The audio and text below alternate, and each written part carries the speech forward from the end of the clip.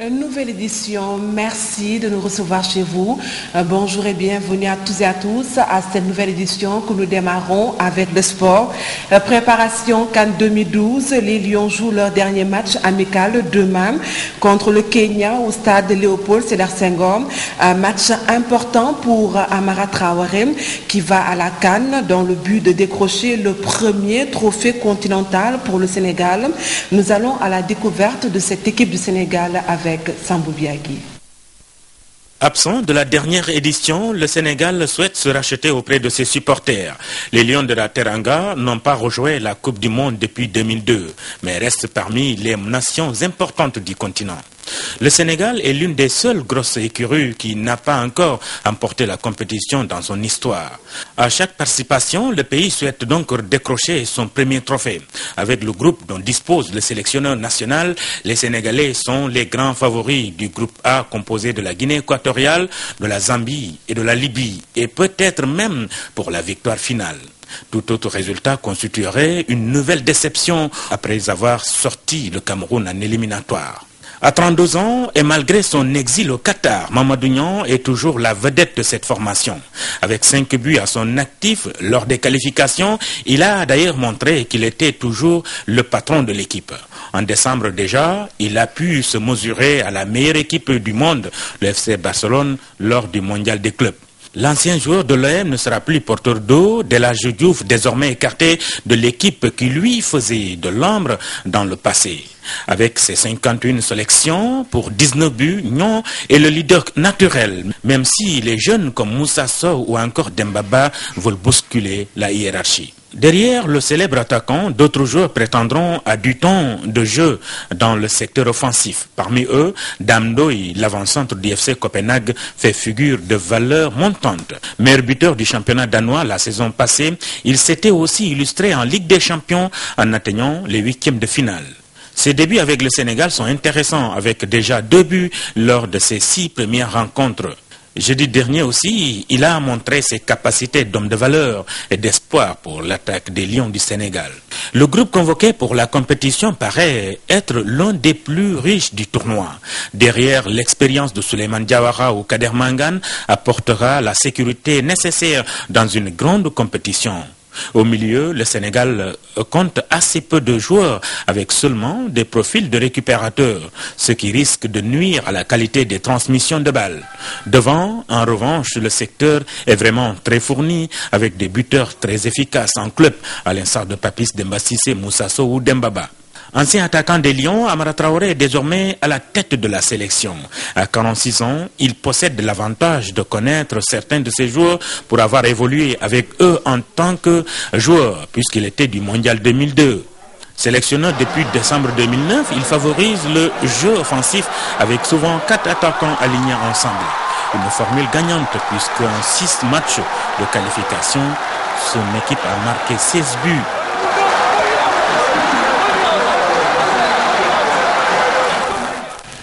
Sambou Biagui, hier déjà, les Lions et le staff technique ont rencontré la presse dans le cadre du rationnel Open Press qui constitue un moment d'échange entre les acteurs.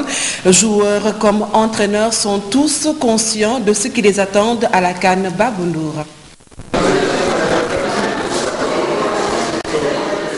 C'est à 11h que le top départ a été donné aux journalistes pour le petit marathon et la course contre le chrono que constitue l'Open Press.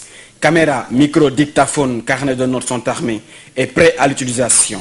L'Open Press est l'occasion idéale de s'adresser à des lions très disponibles. Certains lions n'ont pas caché leur envie de réaliser un exploit à la CAN. J'ai envie de me faire montrer, j'ai envie de montrer aux gens ce que je suis capable de faire et voilà, envie de gagner la coupe. Voilà, parce qu'il y a beaucoup de gens qui croient en moi et je n'ai pas envie de les décevoir. Et voilà, il y a tous ces abcès-là et je pense que je confie tout ça au bon Dieu et j'espère que ça va aller, Inch'Allah. On est prêt, on a l'envie, en tout cas, c'est pas ce qui nous manque. Donc on va essayer de faire du mieux possible pour donner beaucoup de plaisir à notre peuple sénégalais. Le franco-sénégalais Lamine Sané nous apprend que son rêve s'est réalisé, car il ambitionnait depuis toujours de porter les couleurs du Sénégal. Non, c'était un rêve parce que j'étais vraiment petit. Le foot, c'était vraiment loin devant. Donc c'était un rêve et j'avais toujours cette idée-là des gamins de pouvoir jouer avec l'équipe du Sénégal. Personne au Sénégal n'oubliera l'exploit que les protégés de Bruno Metsu avaient réalisé durant la CAN 2002. Souleymane Camara y était lui. Et 10 ans après, il sera de l'aventure équato-gabonaise. Il est le plus indiqué pour nous dire quelle est la différence entre ces deux équipes. Je constate depuis que je suis de nouveau avec la sélection, tout ça, je constate qu'on a un bon groupe qui vit bien, qui rigole bien, il n'y a pas d'ego et ça c'est très très très bien. C'est bien pour le groupe et pour les joueurs. Et par rapport à 2002, on avait une belle équipe aussi, mais il nous manquait des petites choses qui fait qu'aujourd'hui on n'a pas, jusqu'à là, on n'a pas pu gagner le trophée que tout le peuple sait. C'est la dernière fois qu'on verra des lions si détendus et dispos, car la remise de drapeau qui se profile à l'horizon marquera le début des hostilités. Et là, pas question d'aller le titiller, le roi de la brousse, dans sa tanière, car la concentration doit être à son summum. Babounour, nous restons avec vous. L'équipe de la Zambie, jadis bête noire des Lions du Sénégal, affrontera ces derniers dès l'entame de la CAN. Un duel qui s'annonce rude, mais que les joueurs attendent avec impatience. Ils pensent toutefois faire une bonne entrée pour démarrer la compétition. J'entendais que la Zambie, c'est le bête noire du Sénégal. Donc, j'espère qu'on va enlever ça. Et les deux autres équipes, je n'ai pas trop de renseignements. Mais ce que je peux vous dire, c'est ce que j'ai dit tout à l'heure, c'est on va les prendre au sérieux et nous donner au maximum pour gagner le match. On a parlé, Malikou aussi m'en a parlé un peu de la Zambie. Ça va être une équipe un peu comme le Soudan aussi qui joue au ballon, qui essaye de jouer au ballon de temps en temps, donc très vif.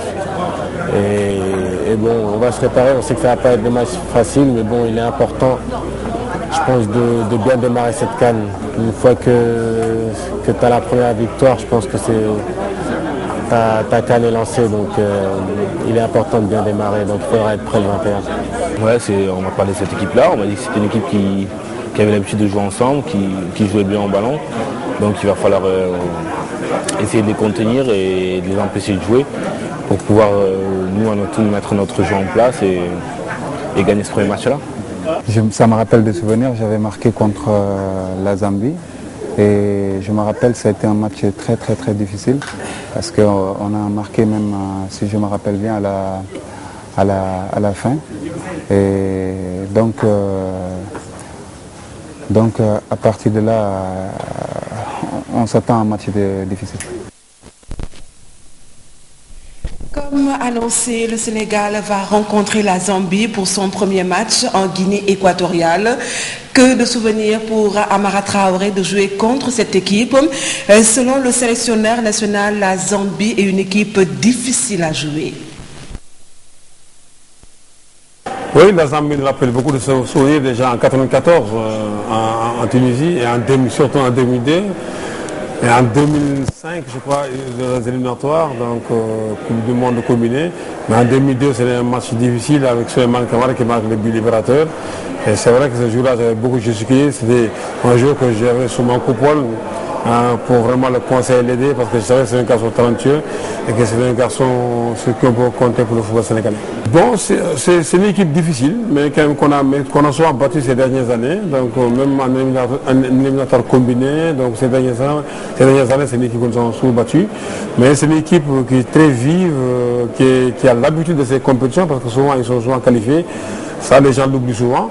Donc c'est une équipe qu'on va, à mon avis, sachant qu'aujourd'hui le Sénégal est favori de cette poule et qui veut se qualifier comme nous, qui ne prendra pas beaucoup de risques, mais qu'il faut aller trouver dans son camp et le déloger, comme le style de match qu'on a fait hier, très intelligente, et des fois jouer long, des fois jouer court, essayer de passer par le côté, et être patient dans ce match, surtout patient. Sélectionneur adjoint en 2006, sélectionneur titulaire en 2012, Amara Traoré pense que cette CAN sera la bonne. Il indique que cette équipe peut faire plus qu'en 2002.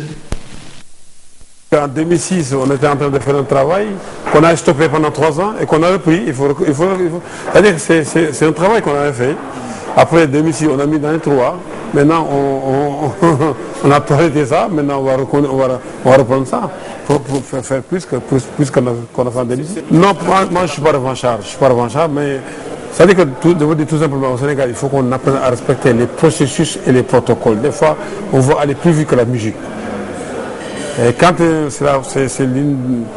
on voit, c'est au Sénégal qu'on voit des entraîneurs qui vont jusqu'à demi-finale d'une Coupe du Monde et qu'on change tout. Et le passé nous a montré que c'était une erreur.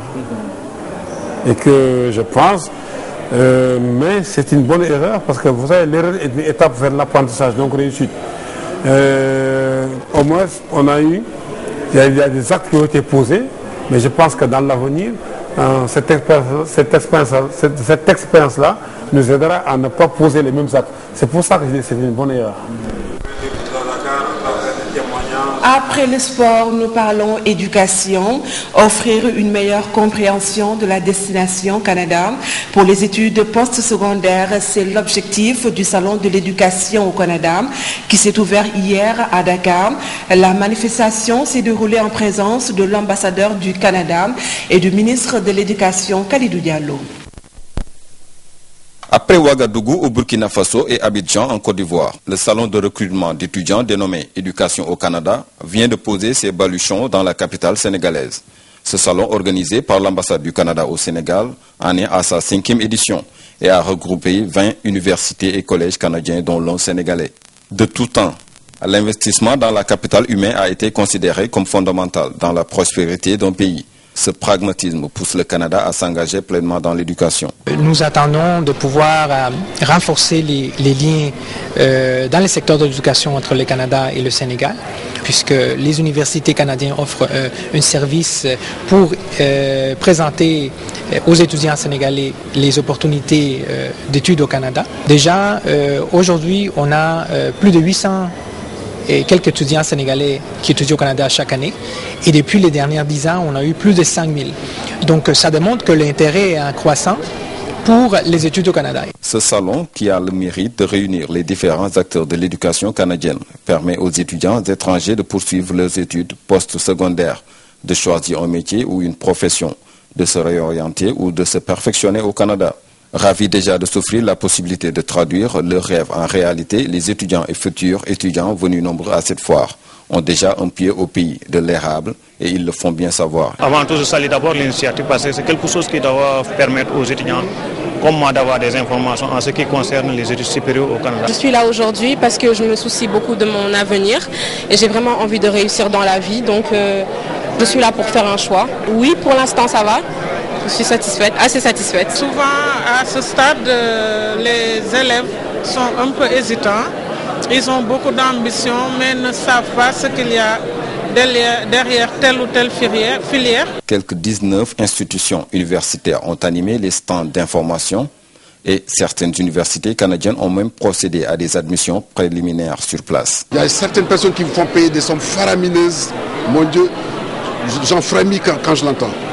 Nous accompagnons gracieusement ceux qui viennent nous voir à faire le choix d'abord, à faire ce qu'on appelle une préparation psychologique, pédagogique, académique et maintenant aux parents, tout le projet financier. La vie n'est pas un long fleuve tranquille et les études non plus. Mais étudier vaut mieux qu'ignorer, dit le proverbe québécois. Birama Kamara, le président de la République, Maître Abdoulaye Wade, a fixé par décret la date des élections législatives au dimanche 17 juin 2012. Les dernières élections législatives se sont déroulées en juin 2007. Une bonne partie de l'opposition avait boycotté ce scrutin en raison de divergences sur le fichier électoral. L'Assemblée nationale du Sénégal compte 150 membres, tous élus pour un mandat de 5 ans. Ainsi, 90 sont élus au scrutin proportionnel et 60 au scrutin majoritaire départemental. Par ailleurs, les électeurs sont convoqués auparavant le 26 février prochain pour élire un président de la République. La précédente présidentielle s'est tenue en février 2007, consacrant la réélection du chef de l'État sortant, Abdoulaye Wade. Les ex-agents de la Sotrac ont tenu un point de presse ce vendredi pour réclamer le paiement intégral de leurs droits. En grève de la faim depuis plusieurs jours, ces agents se disent prêts à aller jusqu'au bout. Ils vivent des conditions très difficiles, 13 ans après la liquidation de la Société des transports du Cap-Vert. C'est un reportage qui porte l'estampille d'Abdelaziz Sow. Affaibli par des jours de diète, cet ex-agent de la défunte Sotrac, Société des transports du Cap-Vert, vient rallonger la liste des évacués.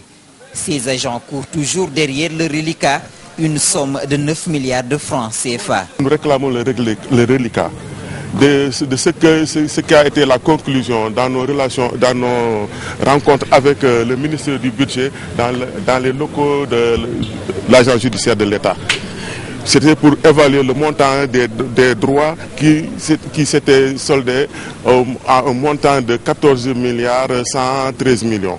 Maintenant, à partir de 2008, l'État avait avancé un acompte de 5 milliards. Nous réclamons ce reliquat. Galère, misère, chômage, humiliation hantent la vie de ces agents. 13 ans après la liquidation de la Sotrac en 1998, ils ordonnent le respect des instructions du président de la République et comptent durcir leur ton. Nous sommes entrés dans la mosquée, qui est synonyme pour nous de mouvement de grève de la faim.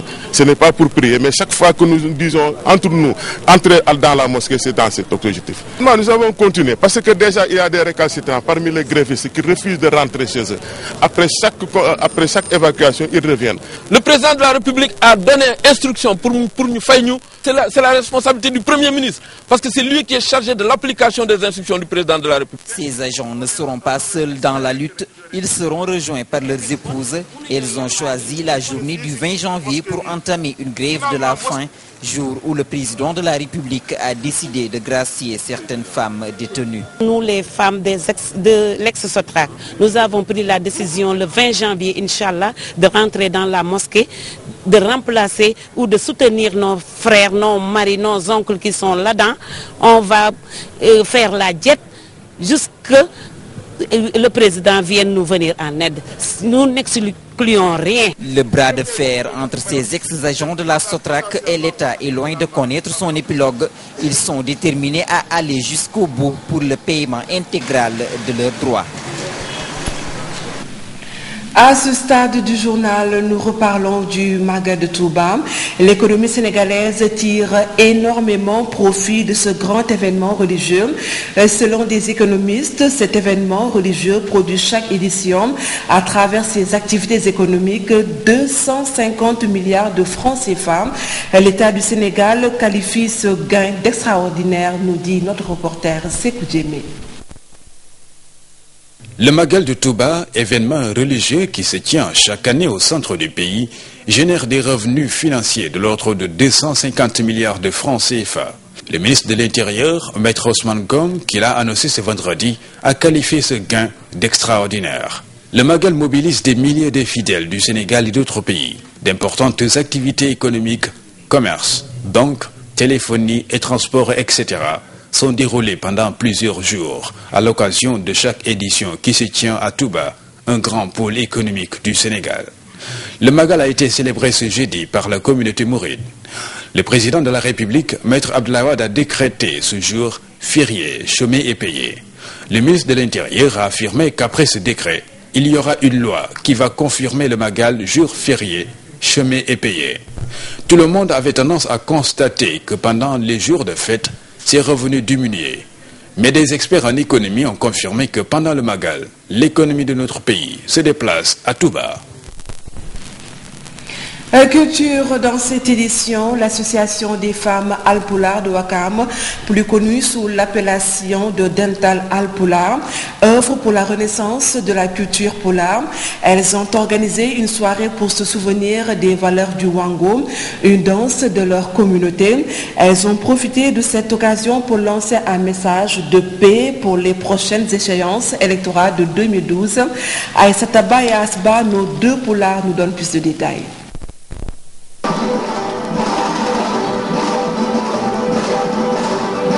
Voici une belle manière de se souvenir d'une danse typiquement pulaar, le Wango. L'association Dental Halpulaar de Ouakam souhaite à travers cette soirée faire revivre la culture pulaar. Nous avons décidé d'organiser cette soirée culturelle pour communier dans la convivialité et nous retrouver ensemble dans les valeurs nobles de solidarité, de respect et de dignité qui marquent notre identité de Halpulaar dans la communauté nationale sénégalaise, qui prime avant tout particularisme. Cultiver notre marque en tant que Halpulaar n'a de sens que si nous comprenons notre culture et nos valeurs dans la nation sénégalaise est une et indivisible. C'est pourquoi nous profitons de cette occasion pour nous interroger ensemble sur la culture de l'esprit civique.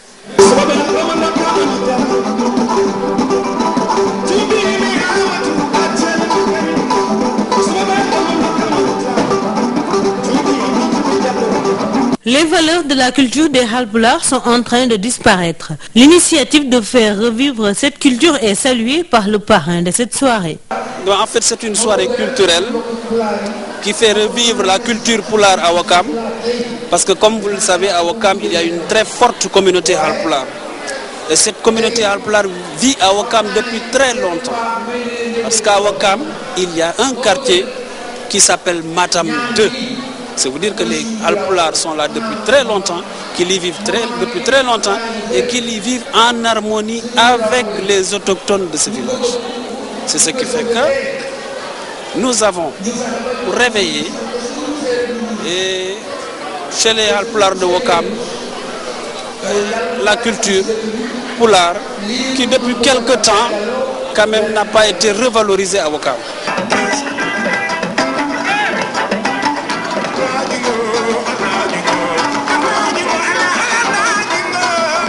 L'occasion est saisie par les organisatrices de cette soirée pour lancer un message de paix dans un contexte préélectoral déjà très tendu. La situation des pays de la sous-région où l'on a prétendu jouer avec le feu constitue une leçon vivante qu'il nous faudra méditer et nous persuader que le destin du Sénégal ne s'arrête pas le 26 février 2012.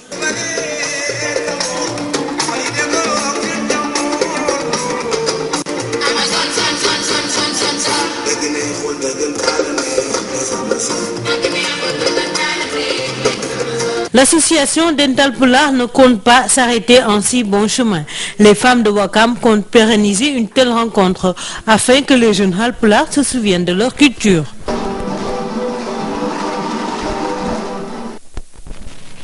Sur l'international, l'Union européenne a regretté la décision de Standard & Poor's d'abaisser les notes de 9 pays membres, dont la France et l'Autriche, qui perdent leur triple A. Cette dégradation menace directement la viabilité du fonds de soutien de la zone euro. La zone euro s'est dit déterminée vendredi à faire tout son possible pour sauvegarder le triple A de son fonds de soutien, le FESF, après la dégradation par Standard & Poor's de 9 pays en son sein, dont la France, une décision qualifiée d'aberrante par la Commission européenne. Les pays qui apportent leur garantie au FESF affirment leur détermination à explorer les options pour maintenir son triple A, a affirmé Jean-Claude Juncker, le chef de file des ministres des Finances de la zone euro, dans un communiqué. La décision de l'agence de notation de retirer le triple A de la France et de l'Autriche risque en effet de provoquer la perte du triple A du fonds. dont la notation dépend de celle des États de la zone euro qui la garantissent et tout particulièrement de ceux jouissant de la meilleure note AAA. Si les notations des pays sont abaissées, celle du FESF est de facto menacée. Or, cet instrument a besoin de sa note d'excellence pour emprunter à bas coût sur les marchés et ensuite reprêter aux États de la zone euro en difficulté. De son côté, le commissaire européen chargé des affaires européennes a regretté dans un communiqué distinct une décision aberrante de Standard & Poor's après avoir vérifié que ce n'était pas une erreur. L'agence de notation avait diffusé par erreur un message en novembre dernier, laissant penser à une dégradation de la France. Et puis les Taïwanais votaient ce samedi pour l'élection présidentielle, opposant le chef de l'État sortant Ma Ying-jeou, artisan du rapprochement avec la Chine, à Tsai Ing-wen, dirigeante de l'opposition, dont une victoire pourrait refroidir les relations entre l'archipel et Pékin. Les bureaux de vote ont ouvert 0h GMT et fermeront 8h GMT. Quelques 18 millions d'électeurs sont appelés aux urnes pour cette présidentielle ainsi que pour le renouvellement des 113 députés du Parlement dominés par le Kuomintang. Les derniers sondages donnaient une courte avance de Ma Ying-jeou, un juriste de Sousantienan formé aux États-Unis qui défend des relations apaisées avec la Chine, premier partenaire commercial de Taïwan. Tsai Ing-wen, parti progressif démocrate PPD, 55 ans, formée elle aussi à l'étranger en droit et en économie, a voté samedi matin dans une circonscription du Grand Taipei, mais devait limiter avant la mi-journée. Ce dernier s'était engagé en 2008 sur un programme alliant prospérité et paix en faisant le pari du développement des relations commerciales avec son puissant voisin, consacré par la signature en 2010 d'un grand accord cadre de coopération économique entre les deux territoires. Taïwan, République de Chine, et la Chine, République populaire de Chine, sont séparés depuis la fin de la guerre civile chinoise en 1949. Taïwan est de fait indépendante depuis, mais Pékin la considère comme une île rebelle, n'excluant pas la force pour la voir revenir dans son giron. La toute dernière note de cette édition s'intéresse au Nigeria. Les principaux syndicats ont décidé d'interrompre pour le week-end les manifestations contre la hausse brutale du prix des carburants afin de privilégier les négociations avec le gouvernement. Les deux principales centrales syndicales du Nigeria ont annoncé vendredi une suspension ce vendredi de la grève générale contre la hausse brutale du prix des carburants qui paralyse le pays depuis lundi. Le mouvement syndical et ses alliés de la société civile, après des consultations nationales, ont décidé que ce week-end sera sans grève et sans manifestation, dit un communiqué conjoint des deux principales syndicales. Les discussions de jeudi n'ont pas permis de mettre fin au mouvement et les syndicats menacent d'étendre dimanche à partir de minuit la grève au secteur clé du pétrole si les discussions du week-end échouaient. Les dirigeants syndicaux ont dit avoir demandé lors des négociations au président Goodluck Jonathan de suspendre la hausse des prix du pétrole en échange d'une fin de grève, mais le gouvernement a proposé de négocier de nouveaux prix des carburants. Des dizaines de milliers de personnes ont participé à des manifestations depuis lundi et des heurts avec la police ont fait plusieurs morts. Et c'est la fin de cette édition. Merci de votre fidélité. Au revoir et surtout, bon week-end.